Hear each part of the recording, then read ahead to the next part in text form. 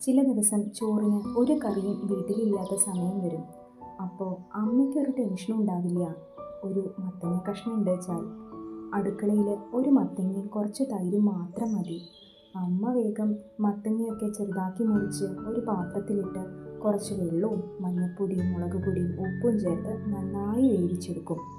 അതിനിടെ തേങ്ങയും കടുകും പച്ചമുളകും അരച്ച് ഒരു കൂട്ട് തയ്യാറാക്കും.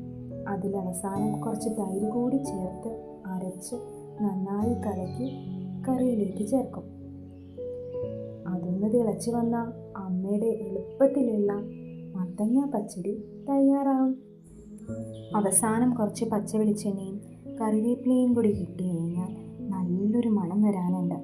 ഇനി കുറച്ച് ഭംഗി വേണമെന്നുണ്ടെങ്കിൽ കടുകും കറിവേപ്പിലയും വറ്റൽമുളകും കൂടി താളിച്ച് കറിയിൽ ചേർക്കാം. അപ്പോഴും നല്ല രുചി തന്നെ.